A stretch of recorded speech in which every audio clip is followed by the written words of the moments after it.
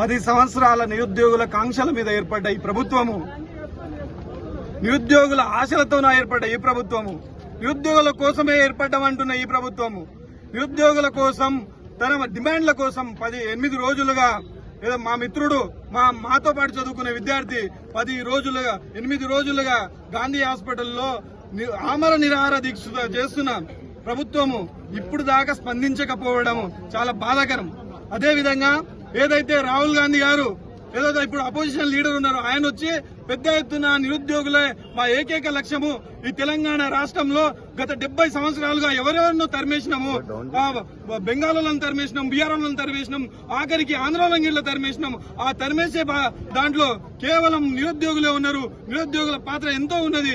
నిరుద్యోగుల కోసమే మా ప్రభుత్వం ఏర్పడితే నిరుద్యోగుల కోసం సంవత్సరానికి 2 లక్షల ఉద్యోగాలు, ఈ 10 డిమాండ్లు ఏదైతే మేము పెట్టినామో గ్రూప్ 1 కి 1:10, గ్రూప్ 3 3,000 పోస్టులు, గ్రూప్ 2 2,000 పోస్టులు, మెగా డిఎస్సీ ప్రకటించాలి.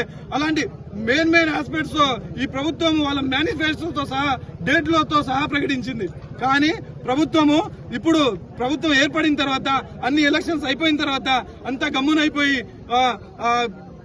గవర్నమెంట్ ఎలాంటి 10 రోజులు 8 రోజులుగా దీక్షలు చేస్తున్నా, ఎంత ధర్నాలు చేస్తున్నా, వాళ్ళ ఎమ్మెల్యేలను మంత్రులను పోయి రిప్రజెంటేషన్ ఇచ్చినా ఎలాంటి పట్టింపు లేకుండా ఓ ప్రాణం పోతే మాకెంత, తెలంగాణలో ఎంతో మంది చనిపోయారు ఈయనెంత అన్నట్టు మోతీలాల్ నాయక్ ని ఇట్లా పట్టించుకోనట్టు ఉన్నారు. కాబట్టి మేము ఒకటే డిమాండ్ చేస్తున్నాం ప్రభుత్వానికి, ఏదైతే ప్రభుత్వం రేవంత్ రెడ్డి గారి ప్రభుత్వం ఎప్పుడైతే ఏర్పడ్డదో నిరుద్యోగుల సమస్య మీదనే ఏర్పడ్డది. కాబట్టి నిరుద్యోగుల సమస్య పరిష్కరించకపోతే మోతీలాల్ నాయక్ కి ఏదైతే 8 రోజులుగా దీక్ష చేస్తున్నా వీళ్ళకి చీమ కుట్టని పరిస్థితి ఇట్లా ఉంది. కాబట్టి మోతీలాల్ నాయక్ ఏం జరిగినా ఇట్లా ఏ చిన్న ఇన్సిడెంట్ జరిగినా ఈ గాంధీ హాస్పిటల్ నుంచి ఎటు వేరే ప్రదేశానికి తరలించిపోయిన ఈ ఉద్యమం మరింత ఉధృతం అవుతుంది.